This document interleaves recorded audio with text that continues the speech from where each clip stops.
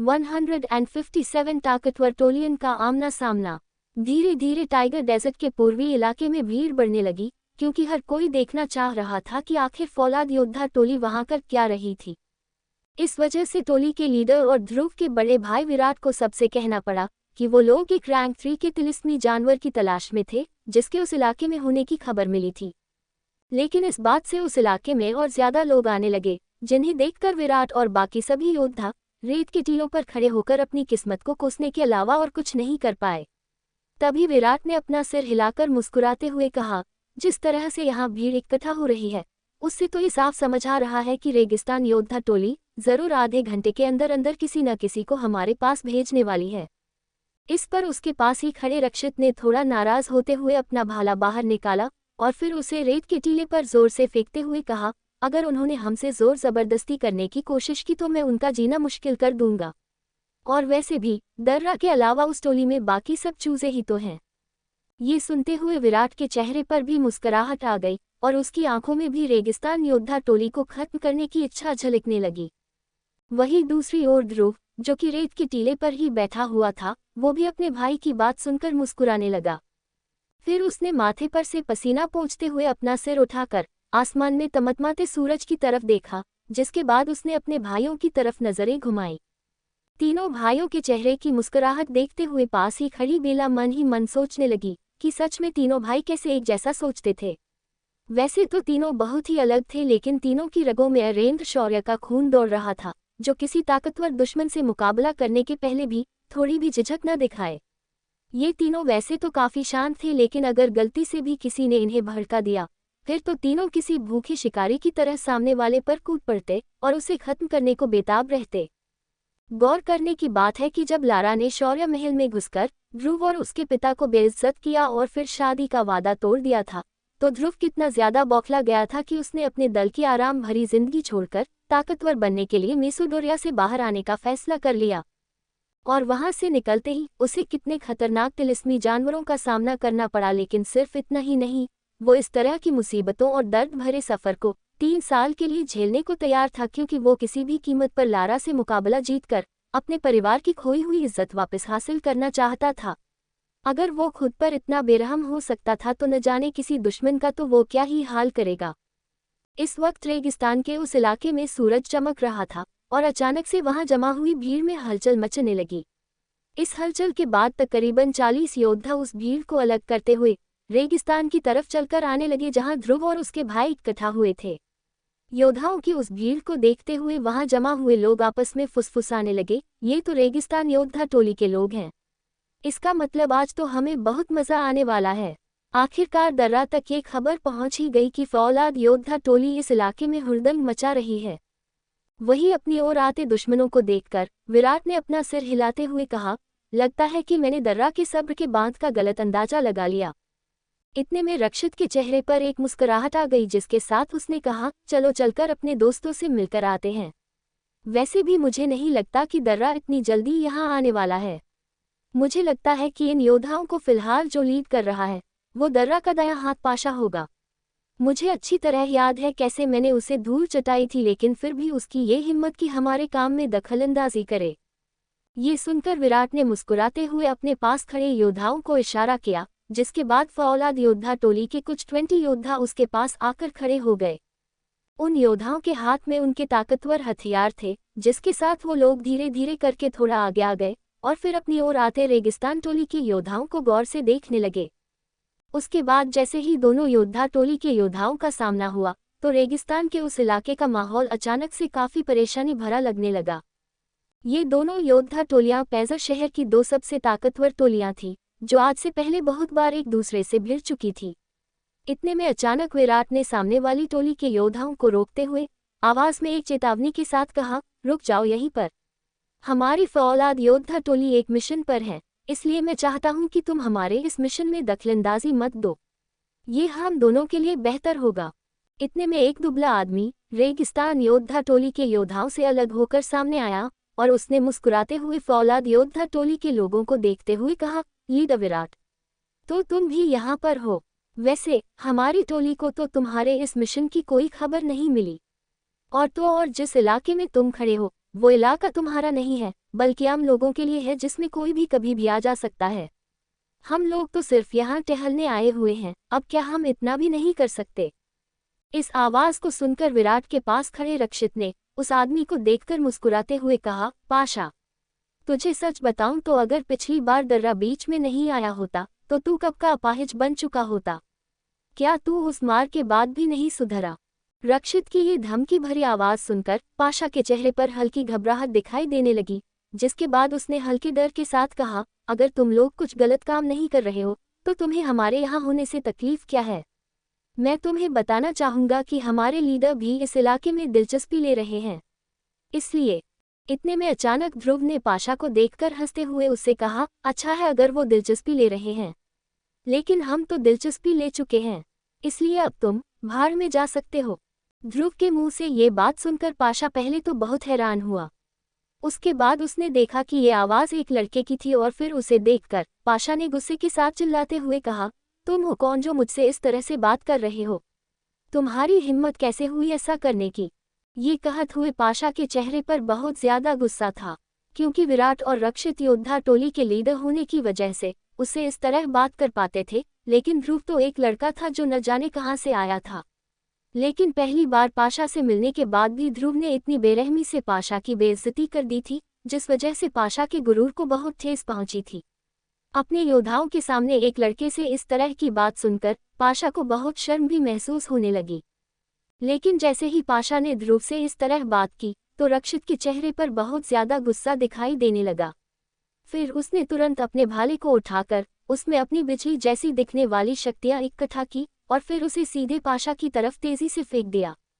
रक्षित के इस अचानक हमले को देखकर पाशा के चेहरे का रंग बदल गया। उसने ये बिल्कुल नहीं सोचा था कि रक्षित इतनी जल्दी उस पर हमला कर देगा, और वो इसके लिए तैयार भी नहीं था। वैसे भी रक्षित की ताकत पाशा से ज्यादा थी और इसलिए पाशा अचानक से पीछे हटने लगा। वही पीछे हटते हुए अचानक से पाशा का पैर मुड़ गया और वो चिल्लाते हुए जमीन पर जा गिरा। उसके ऐसा करने से आसपास के सभी लोग उसे देखकर हंसने लगे और उसका मजाक बनाने लगे, जिस वजह से पाशा के चेहरे पर शर्म के साथ साथ बहुत ज्यादा गुस्सा भी दिखाई देने लगा। तभी रेत के टीले पर गिरे पाशा ने गुस्से में रक्षित से कहा, रक्षित, तुम्हारी इतनी हिम्मत कि तुमने मुझ पर हमला किया, हमारी योद्धा टोली तुम्हें जिंदा नहीं छोड़ेगी। इतने में रक्षित का भाला पाशा की आंखों के ठीक सामने आ गया, जिस वजह से पाशा ने तुरंत डर के मारे अपनी आंखें बंद कर ली। तभी वो भाला हवा में अचानक से रुक गया और फिर जमीन पर गिरते हुए उस भाले ने पाशा की गर्दन पर एक हल्की सी खरोंच मारी, जिसमें से थोड़ा खून बाहर निकलने लगा। वही रक्षित का भाला रेत पर गिरने के बाद भी शक्तियों से जगमगा रहा था और वो पाशा के बिल्कुल नजदीक था, जिस वजह से पाशा ने आगे बढ़ने या कुछ भी कहने की हिम्मत भी नहीं की। उसने ऐसा इसलिए नहीं किया क्योंकि उसे डर था कि कहीं रक्षित अपने भाले से और ताकतवर हमला न कर दे। इतने में रक्षित ने चिल्लाते हुए पाशा से कहा, तुम्हारी हिम्मत कैसे हुई मेरे छोटे भाई से इस तरह से बात करने की? वही दूसरी ओर पाशा पसीने से तरबतर हो रहा था क्योंकि उसे अपनी जान पर खतरा मंडराते दिख रहा था। फिर उसने अपने हाथों का इस्तेमाल करके अपने शरीर को थोड़ा पीछे घसीटा और फिर आवाज में गुस्से के साथ रक्षित से कहा, रक्षित, मैं जानता हूं कि तुम्हारे अंदर काफी हिम्मत है, इस हिम्मत को संभाल कर रखो क्योंकि अब मैं जाकर यहाँ के बारे में लीडर को बताऊंगा, फिर वो ही तुमसे और तुम्हारी इस टोली से निपटेंगे। तब तक तैयारी कर लो क्योंकि रेगिस्तान योद्धा टोली तुम पर कहर बरसाने वाली है। ये कहकर पाशा घबराने लगा कि कहीं रक्षित का भाला आकर उसके आर पार न हो जाए, और इसलिए उसने घबराते हुए हड़बड़ाना शुरू किया और फिर वो बड़ी मुश्किल से उठकर अपने योद्धाओं के पास भागने लगा। योद्धाओं के पास जाते ही उसने योद्धाओं को इशारा किया कि वो उसे उठाकर वहां से ले जाए क्योंकि उसके पैर मुड़ने से उसमें मोच आ गई थी। उसके बाद रेगिस्तान योद्धा टोली के योद्धा पाशा के साथ वापस जाने लगे, जिसे देखकर आसपास मौजूद सभी लोग हंसते हुए उनका मजाक उड़ाने लगे। सभी ने देखा था कि कैसे रेगिस्तान योद्धा टोली के लोग इतने गुरूर के साथ वहां आए थे और रक्षित के आधे हमले ने ही उन्हें आवारा कुत्तों की तरह वहां से भागने पर मजबूर कर दिया। वही पाशा और बाकी योद्धाओं को वहां से भागते देख रक्षित ने मुस्कुराते हुए कहा, दर्रा ने टोली के नाम पर कचरा इकट्ठा करके रखा है। इतना कहकर उसने अपना सिर हिलाया और फिर ध्रुव की तरफ देखते हुए कहा, अब जो हम लोगों ने सभी के सामने दर्रा के दाहिने हाथ को इस तरह से बेइज्जत करके भगाया है, इसका मतलब हमने सिर्फ इन योद्धाओं को ही नहीं बल्कि दर्रा को भी खुला चैलेंज कर दिया है। अब ये पाशा वापस जाकर दर्रा को बड़ा चढ़ाकर बात बताएगा और मुझे डर है कि कल तक दर्रा अपनी पूरी टोली को इकट्ठा कर हमसे लड़ने के लिए यहाँ आ जाएगा। ये सुनते वक्त ध्रुव के चेहरे पर एक मुस्कुराहट बरकरार थी, जिसके साथ उसने अपनी नजरें रक्षित की तरफ करते हुए कहा, रक्षित भैया, आप और विराट भाई रेगिस्तान के इस इलाके को संभाल कर रखिएगा। रही बात रेगिस्तान योद्धा टोली की, तो उन्हें मैं संभाल लूंगा। इस पर ध्रुव के बड़े भाई विराट ने आगे आकर उससे सवाल करते हुए कहा, क्या तुम सच में सभी को संभाल लोगे? क्योंकि अगर तुम नहीं संभाल पाए तो तुम्हें अपनी जान। वही बड़े भाई की आवाज में अपने लिए फिक्र समझकर ध्रुव ने उनकी बात को बीच में काटते हुए कहा, विराट भाई, फिक्र मत कीजिए, वो दर्रा सिर्फ एक महादक्ष तो है, उससे क्या इतना डरना। ये कहकर ध्रुव और ज्यादा मुस्कुराने लगा और फिर उसने अपने भाई को भरोसा दिलाने के बाद पास खड़े एक ऊंट पर बैठना सही समझा, जिसके बाद उसने अपने भाइयों से आगे कहा, मुझ पर भरोसा कीजिए, मैं इस बात का ध्यान रखूंगा कि रेगिस्तान योद्धा टोली डरकर वापस पैजर शहर जाकर छुप जाए, ताकि हमें आगे कोई दिक्कत न हो। इतना कहकर ध्रुव ने ऊंट की लगाम को खींचा, जिसके बाद वो ऊंट उस सुनहरी दिख रही रेगिस्तान की रेत में आगे बढ़ने लगा। वही ध्रुव को धीरे धीरे वहां से जाते देख विराट और रक्षित ने एक दूसरे को देखकर एक मुस्कुराहट दी और फिर दोनों अपना सिर हिलाने लगे। इसके कुछ पल बाद विराट ने रक्षित से कहा, हमें ध्रुव की इतनी फिक्र नहीं करनी चाहिए, शायद अब वो हमारा वो छोटू नहीं रहा जिसे हम सारी मुसीबतों से बचाया करते थे। लेकिन मैं बस इतनी उम्मीद कर रहा हूँ कि इस लड़के में सच में इतनी ताकत हो कि वो रेगिस्तान योद्धा टोली और दर्रा को संभाल पाए। और वैसे भी दर्रा इतना पागल नहीं है कि हमसे ज्यादा बड़ा मुकाबला करे, नहीं तो उसकी टोली भी लगभग आधी हो जाएगी, और ये चीज वो और उसकी टोली बिल्कुल नहीं झेल सकते। ये सुनकर विराट के बगल में खड़े रक्षित ने हंसते हुए अपने बड़े भाई को जवाब दिया, सच कहूं तो भैया, मैं देखने को बेताब हो रहा हूं कि आखिर छोटू ऐसा क्या करने वाला है जिससे दर्रा यहाँ आने की हिम्मत तक नहीं करेगा।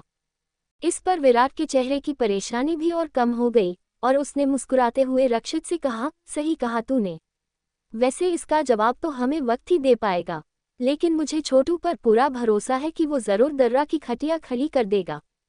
उसके बाद वक्त बीतता गया और उस रेगिस्तान की गर्मी रात की ठंडक में बदल गई। फिर रात होते ही चांद की चांदनी रेगिस्तान की रेत को चमकाने लगी, जो दिन भर सुनहरी दिख रही थी और अब चांदी के रंग की हो गई थी। इस रात में रेगिस्तान से थोड़ी दूरी पर पैजर शहर के इलाके में एक बड़ा सा दरबार सजा हुआ था। उस दरबार के अंदर से बहुत से लोगों की हंसने की आवाजें आ रही थी और ये जाहिर था कि अंदर बैठे लोग जश्न मना रहे थे। उस दरबार के ऊपर एक झंडा फहराया गया था जिस पर बड़े बड़े अक्षरों में लिखा हुआ था, रेगिस्तान योद्धा टोली। उस चांदनी रात में ठंडी हवा के झोंकों से वो झंडा बार बार हिल रहा था और वही दरबार के अंदर चांदनी की रोशनी में बहुत से योद्धा मदहोश होकर जश्न मनाने में लगे थे। इस दौरान दरबार के एक एक किनारे पर दो लोग बैठकर बात कर रहे थे, जिसमें से एक था पाशा, जो दोपहर में फौलाद योद्धा टोली को परेशान करने के लिए रेगिस्तान के उस इलाके में गया हुआ था जहां विराट और उसकी टोली खोजबीन कर रहे थे। वही पाशा के ठीक बगल में एक लगभग 40 to 45 साल का आदमी था जो रेगिस्तान योद्धा टोली का लीडर था, जिसे सब दर्रा के नाम से जानते थे। दर्रा की नजरें खौफनाक थी और इस वक्त उसके चेहरे पर फौलाद योद्धा टोली के लिए ढेर सारा गुस्सा दिखाई दे रहा था। आखिर कैसे संभालेगा ध्रुव ताकतवर दर्रा और उसकी टोली को? 158 क्या ध्रुव महादक्ष को संभाल पाएगा? सभी लोग रेगिस्तान योद्धा टोली के दरबार में बैठकर जश्न मना रहे थे। तभी अचानक पाशा ने अपनी टोली के लीडर दर्रा को देखते हुए कहा, लीडर, फौलाद योद्धा टोली का विराट और उसकी टोली हमारे लिए दिन ब दिन परेशानी बढ़ाते जा रहे हैं। सभी जानते हैं कि रेगिस्तान योद्धा टोली एक बहुत पुरानी और ताकतवर योद्धा टोली है। पैजर शहर में हमारा दबदबा बहुत वक्त से चला रहा है। ये दोनों भाई सोचते हैं कि कुछ सालों में आकर हमारी ताकत को चैलेंज करेंगे। लीडर, अगर हम इन्हें इसी तरह से नज़रअंदाज करते रहे तो आगे जाकर ये जरूर हमारे लिए मुसीबत की वजह बन जाएंगे। वही पाशा की बात सुनकर उसके बगल में बैठे योद्धा टोली के लीडर ने पाशा की तरफ देखते हुए कहा, क्या तुम्हें पता चला कि आखिर वो लोग क्या ढूंढने के लिए रेगिस्तान के उस इलाके में आए हुए हैं?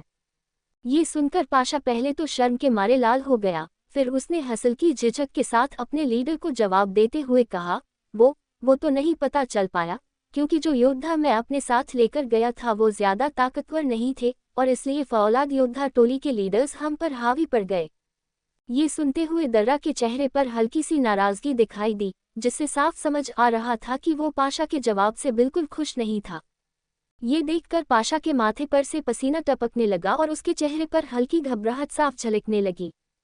इसी घबराहट के साथ पाशा ने हड़बड़ाते हुए दर्रा से आगे कहा, लीडर, वैसे तो उन्होंने मुझे अपनी खोज के बारे में कुछ नहीं बताया, लेकिन मुझे समझ आ गया कि वो जो कुछ भी ढूंढ रहे थे वो जरूर बहुत ही अनोखा था। अगर ऐसा नहीं होता तो विराट हमसे इस तरह बात नहीं करता।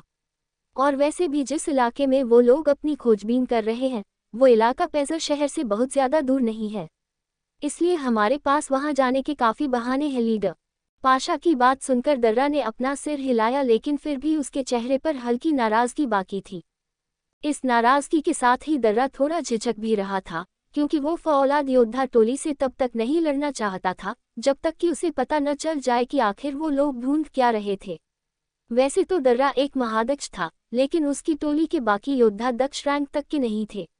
वहीं दूसरी ओर फौलाद योद्धा टोली में विराट और रक्षित के अलावा भी 2 और ताकतवर दक्ष थे, और कुल मिलाकर देखा जाए तो उनकी ताकत रेगिस्तान योद्धा टोली से थोड़ी ज्यादा ही थी।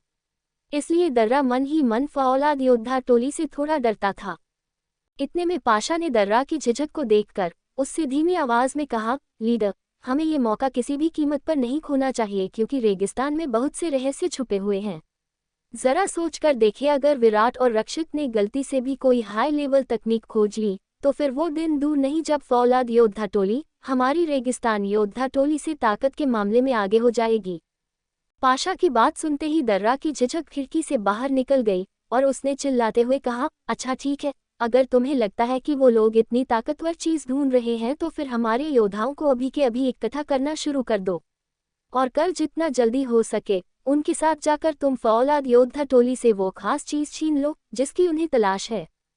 फिर जैसे ही पाशा ने देखा कि दर्रा आखिरकार उस बात के लिए मान गया था जो पाशा कब से मनवाने की कोशिश कर रहा था, तो उसके चेहरे पर एक बड़ी सी मुस्कुराहट दिखाई दी, जिसके साथ ही उसकी आंखों में अपनी बेइज्जती का बदला लेने की आग भी जलने लगी।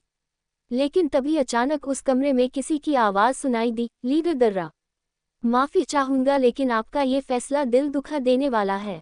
और इस आवाज को सुनते ही दर्रा और पाशा दोनों मुड़कर उस लड़के को देखने लगे जो उनके सामने अचानक से आ गया था और इत्तेफाक से जश्न मनाते योद्धाओं की नजर से भी बच गया था। तभी उस लड़के को देखकर दर्रा ने हैरान होते हुए उससे पूछा, तुम हो कौन? ये पूछते वक्त दर्रा के चेहरे पर हल्की घबराहट थी, क्योंकि उसे समझ नहीं आ रहा था कि आखिर ये लड़का सभी योद्धाओं की नज़र से बचते हुए वहां आ कैसे गया था। इतने में पाशा ने उसे बताते हुए कहा, लीडर, ये लड़का विराट और रक्षित का छोटा भाई है। और ये कहते वक्त पाशा के चेहरे पर गुस्सा और डर दोनों दिखाई दे रहे थे। पाशा की बात सुनते ही दर्रा की आंखें गुस्से से भर गई और वो अपने पास खड़े ध्रुव को गौर से देखने लगा। फिर एक पल ध्रुव को देखने के बाद दर्रा ने अपनी भारी आवाज में उससे सवाल किया, लड़के, इतनी रात गए हमारी रेगिस्तान योद्धा टोली के दरबार में आने की कोई खास वजह है? दर्रा ये सवाल करते वक्त जानता था कि ध्रुव कोई मामूली लड़का नहीं था, क्योंकि जिस तरह छिपकर वो उसके सामने आया था, इससे एक बात तो साफ थी कि ये लड़का जरूर कुछ न कुछ खुरापात मचाने आया था। इस पर ध्रुव ने दोनों के पास रखी कुर्सी को तुरंत अपने पास खिसका लिया और फिर उस पर अपनी उंगलियां थपथापते हुए कहने लगा, ऐसी कोई खास वजह नहीं है। वो तो सिर्फ मेरी आपसे गुजारिश है कि अगले कुछ दिनों तक आप अपनी टोली के योद्धाओं को समझाकर उन्हें रेगिस्तान में आने से रोक दे, ताकि मैं और मेरे भाई ज्यादा परेशान न हो। हम लोग बिना शोर के अपना काम करना चाहते हैं, लेकिन आपके योद्धा हमें ऐसा करने नहीं दे रहे हैं। इस पर पाशा ने आवाज में गुस्से के साथ ध्रुव से कहा, लड़के, किस बात का इतना गुरूर है तुझे क्या लगता है कि तू हमारे इलाके में आकर हमसे इस तरह बात कर पाएगा? वही पाशा के इस सवाल पर ध्रुव ने मुस्कुराते हुए उससे कहा, जब दो बड़े जरूरी बात कर रहे हों तो बीच में नहीं बोलना चाहिए। क्या तुम्हें किसी ने भी ये बात नहीं बताई, बदतमीज? इतना कहकर ध्रुव तुरंत अपनी कुर्सी से खड़ा हो गया और तभी अचानक किसी बिजली के झटके की तरह वो तुरंत पाशा के पीछे आ गया और फिर उसने पाशा के कंधे पर अपना हाथ रखते हुए उससे फुसफुसाते हुए कहा, न जाने तुम्हें लीडर ने क्या देखकर अपनी टोली में रखा। इतना बेकार आइडिया दे रहे थे तुम उन्हें। तुम्हारे जैसे आदमी के जिंदा रहने का कोई फायदा नहीं है। उद्धरण चिन्ह। और उसके इतना कहते ही अचानक से ध्रुव के हाथ में एक सफेद रंग की रोशनी जलने लगी, जिससे एक झटके में पाशा जलकर राख बन गया। इसके बाद ध्रुव ने अपने हाथों को झटकारा और फिर धीरे से उसने अपनी नज़र दर्रा की तरफ की, जो इस वक्त उसे देखकर हैरान तो था ही, लेकिन पाशा को इस तरह से खत्म होते देख अंदर ही अंदर काफ़ी घबराने भी लगा था। वही उसके चेहरे पर अब पसीना पानी की तरह बहने लगा, जिसे देखकर ध्रुव के चेहरे पर एक मुस्कुराहट आ गई। फिर ध्रुव को इस तरह मुस्कुराते देख दर्रा समझ नहीं पाया कि आखिर कोई इतना जवान लड़का इतना ज्यादा ताकतवर कैसे हो सकता था। उसकी रफ्तार देखकर दर्रा काफी घबरा गया था, लेकिन पाशा की मौत देखने के बाद तो वो लगभग कँप-कँपाने लगा। वो अच्छे से जानता था कि ध्रुव ने जो ताकत और रफ्तार का नमूना उसके सामने पेश किया था, उस हिसाब से तो ध्रुव का रैंक कम से कम शक्तिमान होना था। वो मन ही मन ये सोचकर बहुत घबराने लगा कि कोई 20 साल से भी कम उम्र में शक्तिमान कैसे हो सकता था। इसके अलावा दर्रा ये बात भी नहीं पचा पा रहा था कि उस जवान लड़के के पास एक दिव्य रोशनी भी थी। वही दर्रा के चेहरे की हैरानी को देखकर ध्रुव ने मुस्कुराते हुए अपने हाथ से दोबारा सफ़ेद रोशनी निकाली और फिर उसके साथ खेलते हुए कहा, क्या हुआ? मेरी ताकत देखकर हैरान हो? मैंने कहा था न, तुम्हारे दाहिने हाथ ने कितना बुरा आइडिया दिया था तुम्हें। उसकी ही सज़ा मिली है उसे। इस पर दर्रा ने तुरंत अपने चेहरे के पसीने को पोंछकर डर के मारे मुस्कुराते हुए ध्रुव से कहा, देखो, अगर तुम मुझे छोड़ने का वादा करते हो तो मैं भी वादा करता हूँ कि मैं वैसा ही करूँगा जैसा कि तुम चाहते हो। और शोर की बात तो तुम छोड़ो, रेगिस्तान योद्धा टोली के योद्धा उस इलाके के आसपास भटकेंगे भी नहीं जहाँ तुम और तुम्हारे भाई तलाश कर रहे हो। ये सुनकर ध्रुव के चेहरे पर मुस्कुराहट दिखाई दी, जिसके साथ उसने सबसे पहले वो सफ़ेद दिव्य रोशनी वापस अंदर लेते हुए दर्रा से कहा, समझदार हो, तुमसे मिलकर अच्छा लगा।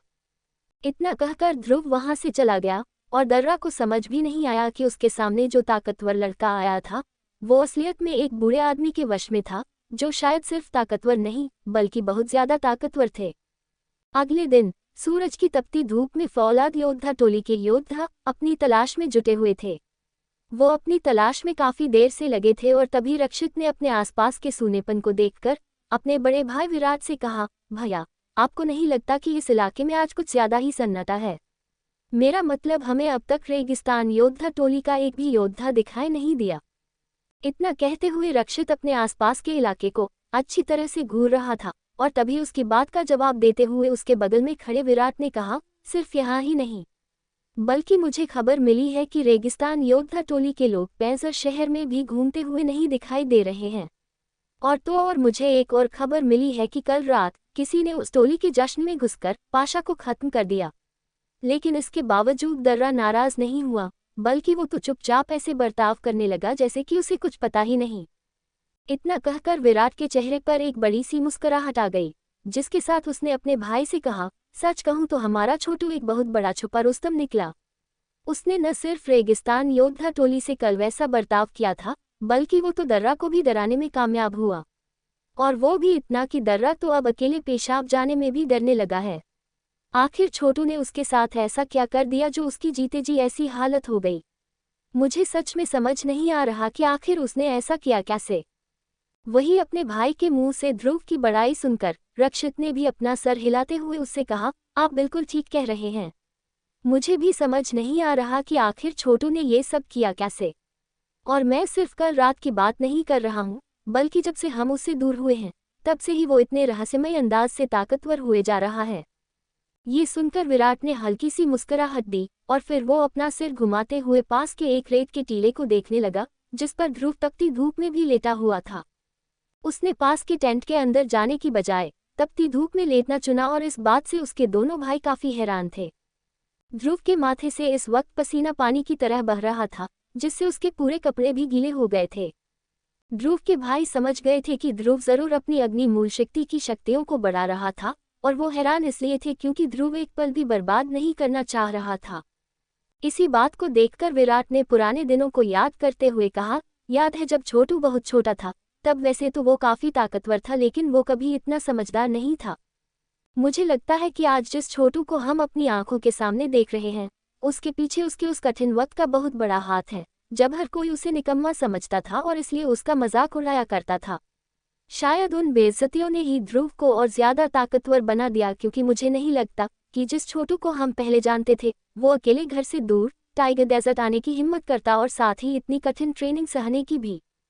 विराट की ये बात सुनने के बाद रक्षित ने भी अपना सिर हिलाते हुए हामी भरी और फिर विराट से कहा, आप बिल्कुल ठीक कह रहे हैं। लगता है ध्रुव अब जान गया है कि मार्कस में बड़ा बनने के लिए सिर्फ ताकत की नहीं बल्कि मेहनत और समझदारी की भी जरूरत होती है। यही कहते हुए रक्षित ये भी सोचने लगा कि ध्रुव ने जो वक्त लोगों के लिए निकम्मा बनकर बिताया था वो उसे ताकतवर बनाने में सबसे ज्यादा कारगर साबित हुआ। लेकिन तभी अचानक दोनों भाइयों को पीछे से एक आवाज सुनाई दी, लीडर, तीसरे खोजी दल को शायद कुछ मिला है। वो शायद एक खुफिया रास्ता है। ये सुनकर विराट और रक्षित ने तुरंत पलटकर देखा कि एक योद्धा भागते हुए उनके पास आ रहा था और उसकी आवाज में एक अलग ही खुशी झलक रही थी। वही उस आदमी को इतना खुश होकर अपनी तरफ आते देख विराट और रक्षित एक पल के लिए सहम गए और उन्होंने साथ सवाल किया, क्या हमें वो खुफिया रास्ता मिल गया? और फिर एक पल के सन्नाटे के बाद दोनों के चेहरों पर खुशी की एक लहर दौड़ गई, जिसके बाद दोनों ने तुरंत पलटकर पास के टीले की तरफ देखा, जहां उन्हें दिखा कि योद्धा के मुंह से रास्ते की खबर सुनकर ध्रुव की भी आंखें खुल गई थी। और ध्यान से उसके चेहरे को देखने पर दोनों भाइयों ने पाया कि उसके चेहरे पर हैरानी के साथ साथ बहुत ज्यादा खुशी भी दिखाई देने लगी। सच तो ये था कि खबर सुनने के बाद ध्रुव भी सहम गया था, जिसके बाद उसने तुरंत उठकर अपने शरीर पर जमी रेत झाड़ते हुए तेजी से भाग रहे योद्धा को देखकर चिल्लाते हुए पूछा, क्या तुम्हें सच में वो खुफिया रास्ता मिल गया? इस पर उस योद्धा ने तीनों भाइयों की खुशी को देखकर अपनी खुशी को काबू में करते हुए कहा, माफी चाहूंगा लेकिन वो पूरा रास्ता तो नहीं है, मगर शायद रास्ते का एक छोटा सा हिस्सा है। क्योंकि हमारे तजुर्बे के मुताबिक ऐसे हिस्से खुफिया रास्तों के ही होते हैं और अगर ये हिस्सा हमें मिल गया है इसका मतलब बहुत जल्द वो खुफिया रास्ता भी हमें मिल जाएगा जो जमीन के अंदर छुपा हुआ है। ये सुनकर ध्रुव और दोनों भाइयों के चेहरे की खुशी बरकरार रही और तीनों उस योद्धा के साथ मुस्कुराते हुए आगे बढ़ने लगे। क्या मिल पाएगा ध्रुव और उसके भाइयों को वो खुफिया रास्ता? 159 चलते हैं इस रेत की रहस्यमय गुफा में। ध्रुव और उसके भाई उस योद्धा के पीछे पीछे चलते जा रहे थे, जिसे शायद रेगिस्तान के नीचे छुपा खुफिया रास्ता मिल गया था। तभी अचानक वो लोग एक बड़े से गड्ढे के पास आ पहुंचे, जहां बहुत से लोग भीड़ लगाकर एक दूसरे से फुसफुसाते हुए बात कर रहे थे। इतने में ध्रुव के आगे चल रहे योद्धा ने सभी से चिल्लाते हुए कहा, सभी लोग रास्ते से हट जाओ, लीडर और उनके छोटे भाई यहां आ गए हैं। ये कहते ही उस योद्धा ने देखा कि सभी लोग तुरंत उसे और उसके पीछे आते लोगों को रास्ता देने लगे, जिसके बाद ध्रुव ने आकर देखा कि उस बड़े से गड्ढे के बीचों बीच एक गोल सा काला गड्ढा था जो शायद कहीं और जाता था। उस काले से गड्ढे में से थोड़ी गर्म हवा भी बाहर आ रही थी, जिसे ध्रुव और उसके दोनों भाइयों ने महसूस किया। तभी ध्रुव ने उस काले से गड्ढे की तरफ इशारा करते हुए योद्धा से सवाल किया, क्या यही है वो रास्ता जिसके बारे में तुम हमें बता रहे थे? इस पर उस योद्धा ने खुश होकर ध्रुव को जवाब दिया, जी हाँ। ये गड्ढा बहुत सारी रेत से ढका हुआ था। अगर बेला को यहाँ कुछ अजीब सी शक्ति महसूस नहीं होती तो शायद हमें ये गड्ढा कभी मिल ही नहीं पाता। ये सुनकर ध्रुव ने तुरंत पास ही खड़ी बेला की तरफ देखा तो उसे दिखा कि उस छोटी सी दिखने वाली लड़की के बालों में काफी रेत जमा हो गई थी, लेकिन इस वक्त उसके चेहरे पर एक अलग ही खुशी झलक रही थी। फिर जैसे ही बेला ने देखा कि ध्रुव उसकी ही तरफ देख रहा था तो वो थोड़ा शर्मा गई और उसने मुस्कुराते हुए अपनी नजरें नीचे कर ली। इस पर ध्रुव ने उसकी तारीफ करते हुए कहा, वाह बेला, तुमने तो कमाल ही कर दिया। ये कहते हुए ध्रुव ताली बजाने लगा, जिसे देखकर उसके आसपास खड़े योद्धा और ध्रुव के भाई भी बेला के लिए ताली बजाने लगे। रेगिस्तान के उस इलाके में तालियों की गड़गड़ाहट सुनते हुए बेला ने अपना सिर फक्र से ऊपर कर लिया और वो सभी को देखकर मुस्कुराती रही।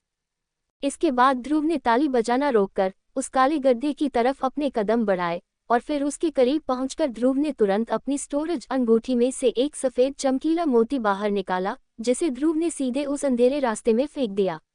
और ध्रुव के चमकीला मोती फेंकते ही उस काली अंधेरी जगह में एक पल की रोशनी हुई, लेकिन फिर वो मोती गिरता गया और आगे जाते जाते वो कहीं गायब हो गया।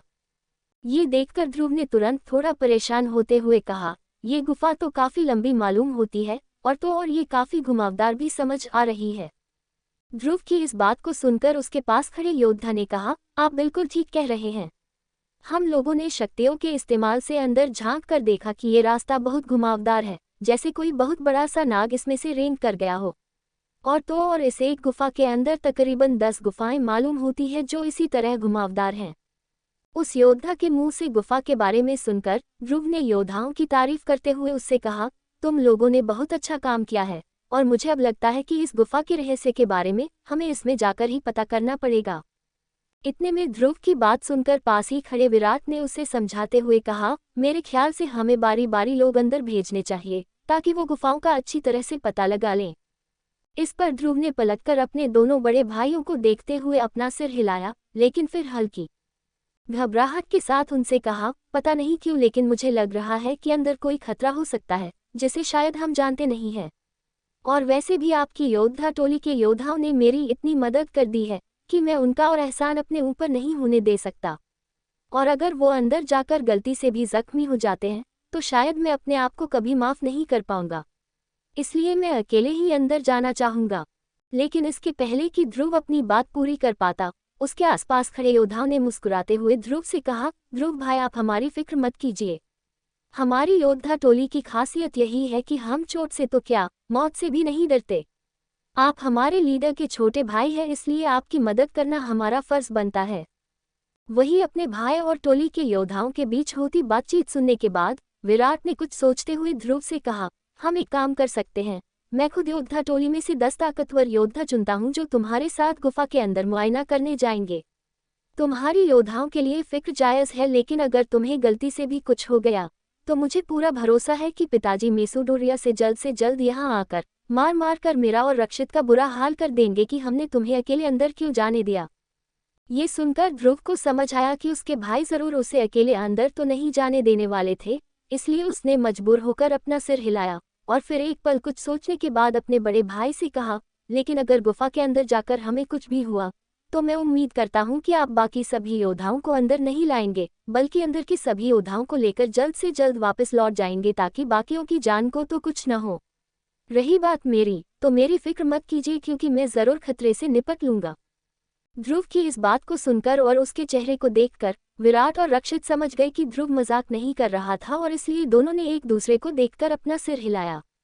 वो दोनों जानते थे कि कल रात ध्रुव ने जिस तरह से रेगिस्तान योद्धा टोली को संभाला था, उसके बाद तो दोनों भाइयों के मन में उसे लेकर डर लगभग खत्म ही हो गया था। साथ ही वो दोनों ये भी समझ गए थे कि ध्रुव अपने अंदर जो शक्ति छुपाया हुआ था वो बहुत ताकतवर थी, लेकिन कोई नहीं जानता था कि उस शक्ति का रहस्य आखिर था क्या। फिर जैसे ही ध्रुव अपने कदम बढ़ाने को तैयार हुआ तो अचानक से उसे बेला की आवाज़ सुनाई दी, रुकिए। वो जिस गुफा के अंदर आप जाने वाले हैं, मुझे वहां से अभी भी एक अजीब सी शक्ति महसूस हो रही है और ये एहसास थोड़ा बहुत वैसा ही है जैसा मुझे कुछ महीनों पहले लग रहा था। इसलिए मुझे लगता है कि मुझे भी आपके साथ अंदर जाना चाहिए ताकि मैं आपको सही रास्ता दिखा सकूं। ये सुनते ही ध्रुव अचानक रुककर कुछ सोचने लगा। फिर उसने बेला को देखते हुए उससे सवाल किया, क्या सच में तुम ये करना चाहती हो? इस पर बेला ने अपना सिर हिलाते हुए ध्रुव को जवाब दिया, हाँ, मुझे आपकी मदद करने में बहुत खुशी होगी। ये कहकर बेला मुस्कुराने लगी और उसे देखकर ध्रुव ने मन ही मन सोचा, ये लड़की कितनी अच्छी और मददगार है। फिर ध्रुव ने आगे बढ़कर अपने भाइयों की ओर देखते हुए कहा, मेरे ख्याल से हमें अब अपने इस रहस्यमयी सफर की शुरुआत करनी चाहिए। आप लोगों का क्या कहना है? इस पर ध्रुव के बड़े भाई ने हंसते हुए जवाब दिया, और मेरे ख्याल से मुझे भी तुम्हारे साथ अंदर चलना चाहिए। आखिर हम अपने छोटू को अकेला कैसे छोड़ सकते हैं? इतना कहकर विराट ने कुछ योद्धाओं के नाम पुकारे जिनके साथ वो और ध्रुव गुफा के अंदर जाने वाले थे। उसके बाद जैसे ही गुफा के अंदर जाने वाले सभी लोग बाकी योद्धाओं से अलग हो गए तो विराट ने बाकी योद्धाओं को समझाते हुए कहा, हम जैसे ही गुफा के अंदर घुसेंगे तो आसपास की सुरक्षा बढ़ा देना और किसी को भी इस इलाके के आसपास भी मत आने देना। मैं ये बिल्कुल नहीं चाहता कि कोई यहाँ आकर हमारे लिए मुसीबत की वजह बने, क्योंकि इस तरह की गुफाएं कभी कभी धसक भी सकती है और हमारे पास बाहर निकलने का सिर्फ यही एक रास्ता है। अगर तुम लोगों की लापरवाही हुई तो मेरे और ध्रुव के साथ बाकी योद्धा भी इस रेत के नीचे दब जाएंगे। अपने लीडर की बात को सुनकर बाहर खड़े होने वाले योद्धा समझ गए थे कि उनके कंधों पर भी काफी जिम्मेदारी थी, जिसके साथ उन्होंने विराट को भरोसा दिलाते हुए कहा, लीडर आप बेफिक्र रहिए क्योंकि हम किसी को भी इस इलाके के आसपास भी नहीं भटकने देंगे। योद्धाओं की बात सुनकर विराट के चेहरे पर खुशी दिखाई दी, जिसके साथ उसने पलटकर पास ही खड़े रक्षित से कहा, रक्षित, मेरे ख्याल से तुम्हें यही रुकना चाहिए ताकि तुम ऊपर से चीजें संभाल सको। अगर हम तीनों नीचे चले गए तो यहाँ कोई ऐसा नहीं बचेगा जो योद्धाओं को लीड कर सके, और ऐसे में हमारी खोज में कहीं कोई मुसीबत न आ जाए। मैं जानता हूँ कि तुम भी हमारे साथ अंदर चलना चाहते हो, लेकिन उम्मीद करता हूँ कि तुम मेरी बात को समझोगे। अपने भाई की बात सुनकर रक्षित पहले तो थोड़ा उदास हो गया था, क्योंकि उसकी भी गुफा में जाने की उतनी ही इच्छा थी जितनी कि बाकी दोनों भाइयों की। लेकिन मजबूरी में रक्षित ने अपना सिर हिलाते हुए अपने बड़े भाई की बात मानी, क्योंकि वो भी जानता था कि विराट बिल्कुल ठीक कह रहा था। अब जो कि सब कुछ प्लान हो चुका था, तो विराट ने एक बड़ी सी रस्सी बाहर निकाली और फिर वो खींचकर उसकी मजबूती चेक करने लगा। उसके बाद जब उसे समझ आ गया कि वो रस्सी योद्धाओं का भार झेलने के लिए तैयार थी, तो उसने रस्सी के एक छोर को लकड़ी के एक खंभे पर बांधकर उस खंभे को ऐसी जगह पर गाड़ दिया जहां से वो खंभा बाहर ही न निकल पाए। ऐसा करने के बाद विराट ने पलटकर ध्रुव और बाकी योद्धाओं को समझाते हुए कहा, मुझे इस गुफा पर बिल्कुल भी भरोसा नहीं है, इसलिए हम इस रस्सी का इस्तेमाल करके अंदर जाएंगे। ऊपर रहने वाले योद्धा ध्यान रखें कि जैसे ही तुम्हें अंदर से चीखने की आवाज आए, तो सभी को जल्द से जल्द ऊपर खींचने लगना।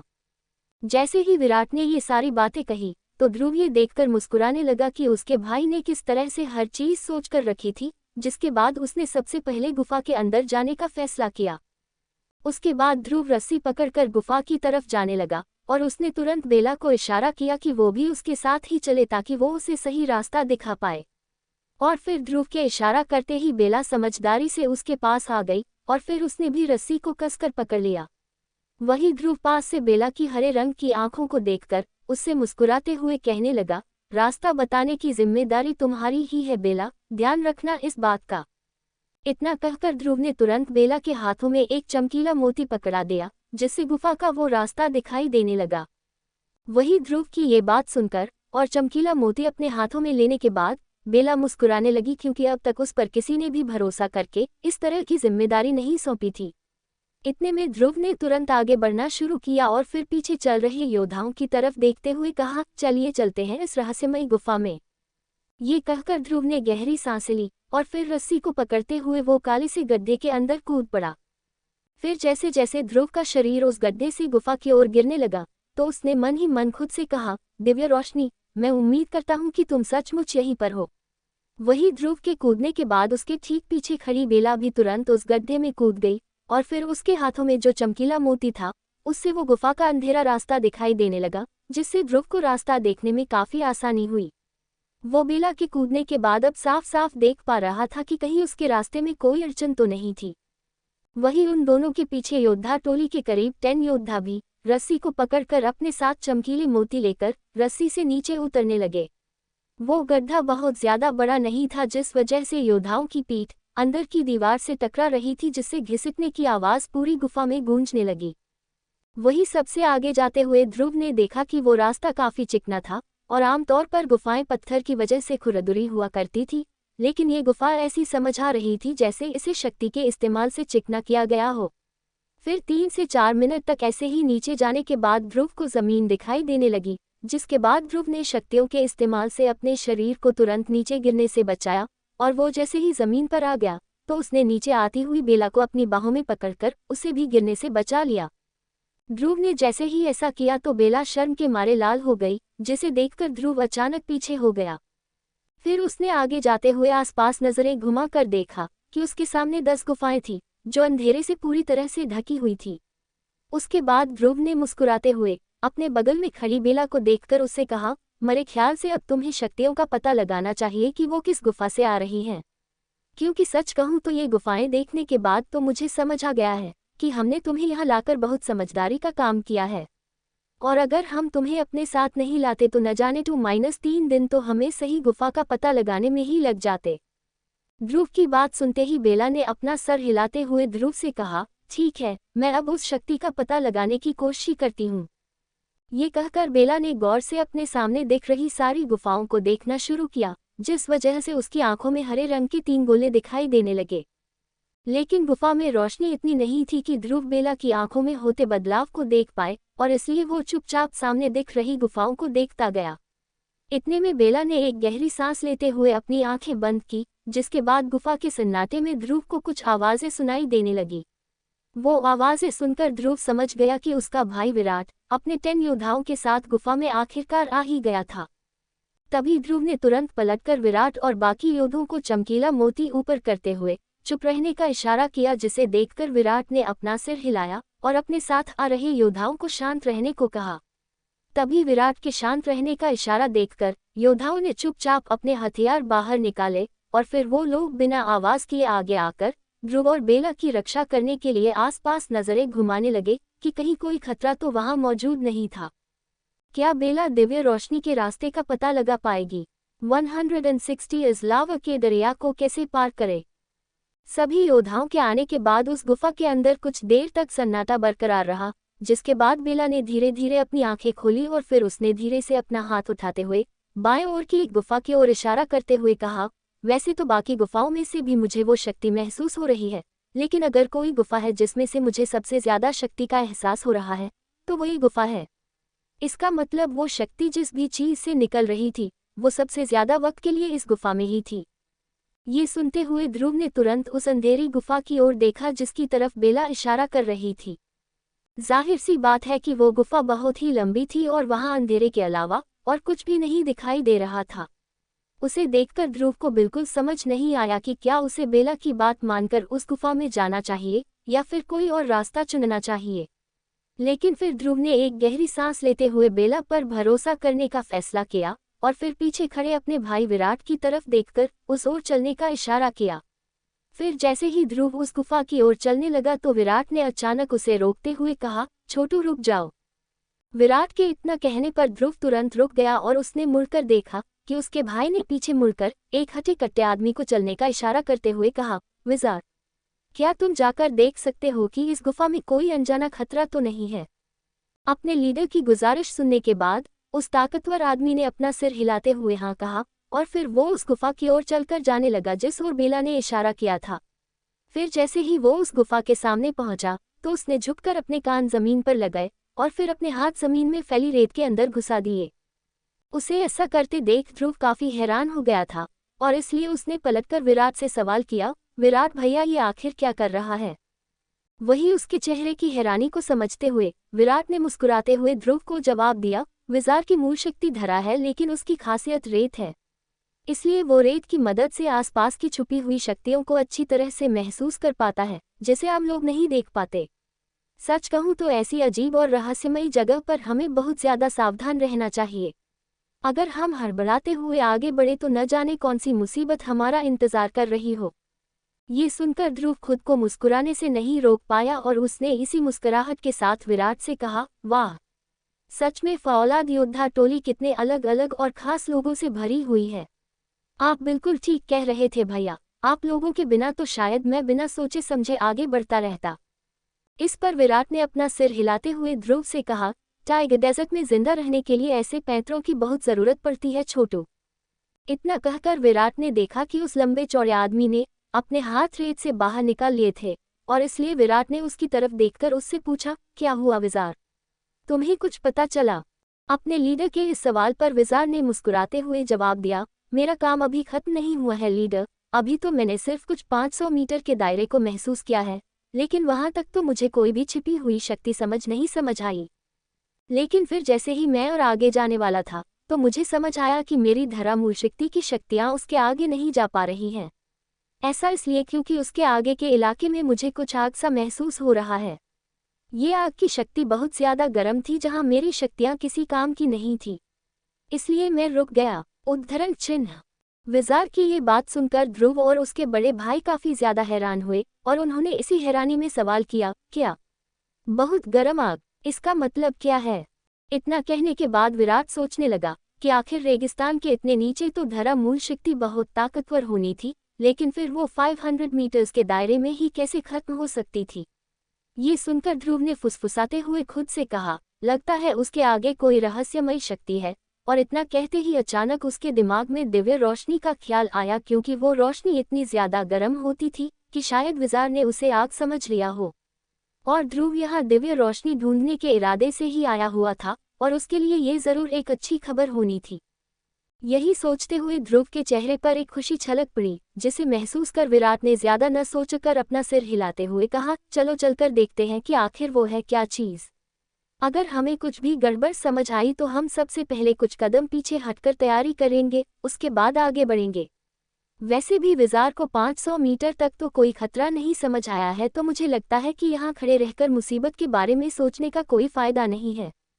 अपने भाई की बात सुनकर ध्रुव ने मुस्कुराते हुए अपनी पीठ पर टंगी काली तलवार को हाथ लगाया और फिर उसने गुफा की तरफ चलना शुरू किया, जिसे देखकर बेला भी तुरंत उसके पीछे पीछे चलने लगी। उसके बाद जैसे ही ध्रुव उस अंधेरी गुफा के अंदर घुसा तो उसे अचानक से एक अजीब सी ठंड महसूस होने लगी, जिसके बाद वो बहुत ध्यान से आगे बढ़ने लगा।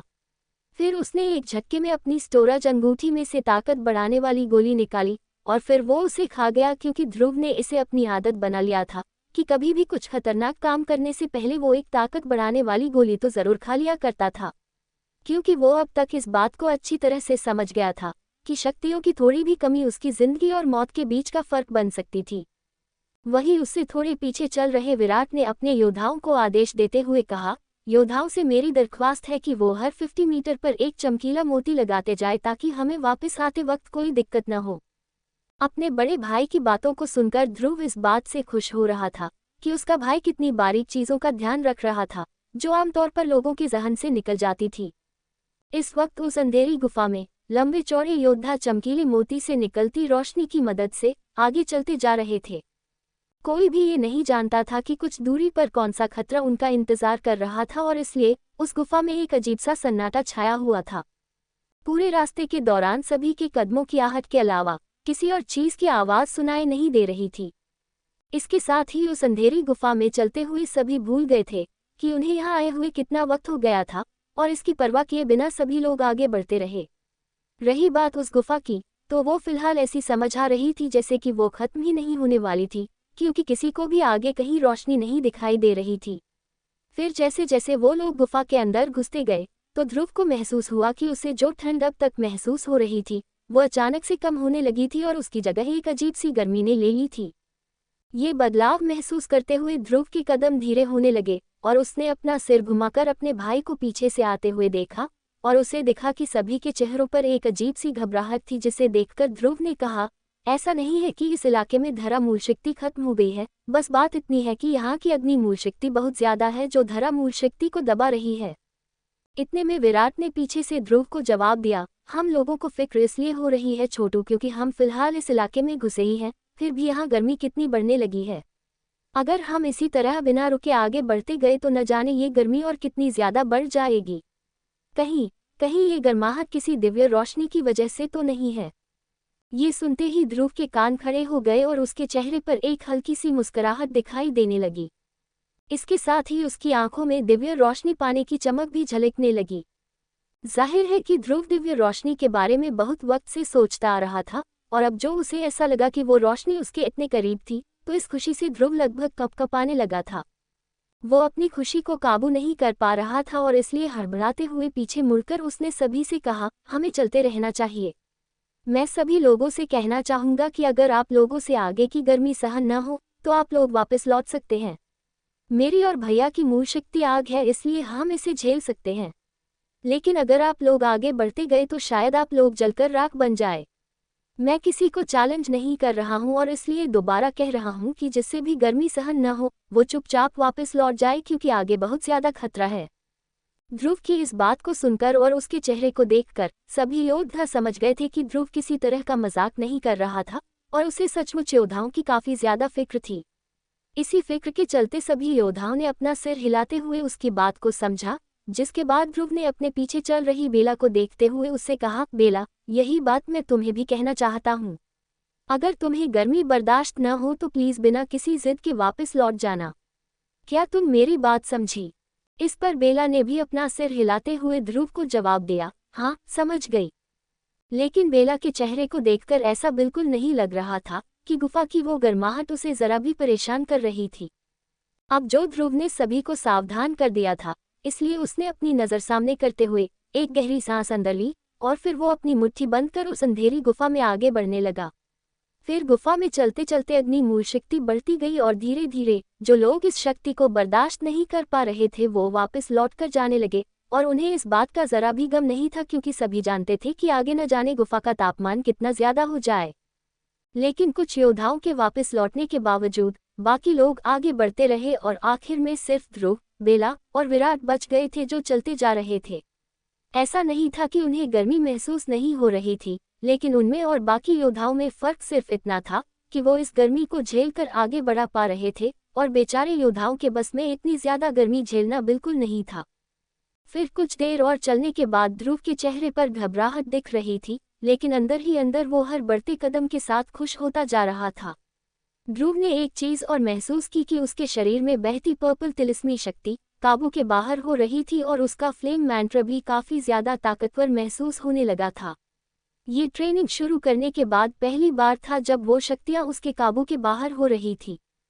उसके बाद जैसे ही ध्रुव एक और मोड़ पर मुड़ा, तो उसे अचानक से गुफा के दूसरे छोर पर एक लाल रंग की चमकती हुई रोशनी दिखाई दी, जिसे देखकर ध्रुव ने खुश होते हुए पीछे पलटकर कहा, हम पहुंचने ही वाले हैं। ये कहते वक्त उसका शरीर खुशी से कांपने लगा था और वो पूरी तरह से पसीने से तरबतर हो चुका था।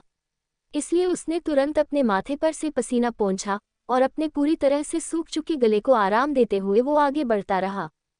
इस वक्त गुफा में चलते तीनों लोग रोशनी को दूसरे छोर पर देखकर काफी खुश थे और उन्होंने वहां जाने के लिए अपनी चलने की रफ्तार बढ़ा दी। और इसी तरह चलते हुए जैसे ही वो गुफा के आखिर में पहुंचे, तो उन्हें समझ आया कि वो लाल रोशनी किसकी थी, जिसके बाद सभी के चेहरे हैरानी और घबराहट से भर गए। इस घबराहट की वजह थी कि उनके सामने इस वक्त गर्मागर्म खौलता हुआ लावा दिखाई दे रहा था, जो किसी फव्वारे की तरह धीरे धीरे उफन रहा था। उस लाल रंग के लावा से बहुत से बुलबुले भी दिखाई दे रहे थे, जिससे उसके उबलते तापमान का पता लग रहा था। फिर जैसे जैसे लावा के वो बुलबुले फूटते जाते तो उसमें से लावा उछलकर आसपास फैल जाता। वो नज़ारा जितना ज्यादा खूबसूरत दिख रहा था उतना ही ज्यादा खतरनाक भी लग रहा था। वही गुफा के उस छोर पर खड़े होकर ध्रुव, विराट और बेला उस लावा को देख रहे थे जो काफी दूर तक दिखाई दे रहा था। उसे देखकर ऐसा लग रहा था जैसे कि वो मार्कस के बीचों बीच आ गए थे, जहां जमीन या पानी का कोई नामोनिशान तक नहीं था। तभी विराट ने अपने चेहरे पर से पसीना पोंछकर अपने शरीर की बढ़ती शक्ति को देखते हुए कहा, मुझे यकीन नहीं हो रहा है कि पैजर शहर के नीचे इस तरह की खतरनाक जगह भी हो सकती है। ये सुनकर ध्रुव ने विराट को जवाब दिया, सही कहा आपने, मैंने भी ये बिल्कुल नहीं सोचा था कि रेगिस्तान के नीचे लावा की ऐसी दुनिया भो होगी। ये कहते वक्त ध्रुव का शरीर भी शक्तियों के कवच से ढका हुआ था, लेकिन इसके बावजूद उसे अपने आसपास की गर्मी महसूस हो रही थी। इतने में विराट ने ध्रुव की तरफ देखकर मुस्कुराते हुए उससे कहा, अब यहाँ से कहाँ जाए, अब तो रास्ता ही खत्म हो गया। और तो और मेरी अग्नि मूल शक्ति के साथ साथ मैंने लकड़ी मूल शक्ति की भी ट्रेनिंग की थी, जिस वजह से मैं यहाँ तक तो आ गया, लेकिन मुझे नहीं लगता कि मैं एक कदम भी इसके आगे जा पाऊंगा। विराट की बात सुनकर ध्रुव ने अपना सिर हिलाया और उस बात को समझा। अगर ध्रुव अग्नि मूल शक्ति का नहीं होता तो वो भी जरूर इतनी तेज गर्माहट सहन नहीं कर पाता और अब तक या तो हार मान चुका होता या फिर जलकर राख बन चुका होता। वही ध्रुव को ये बात भी समझ आ रही थी कि उसके आगे उबलते लावा का एक समंदर था, जो उसकी आज तक की किसी भी चुनौती से ज्यादा खतरनाक दिखाई दे रहा था। यही देखकर ध्रुव थोड़ा परेशान होने लगा, क्योंकि उसे समझ नहीं आया कि अब वो करे तो करे क्या।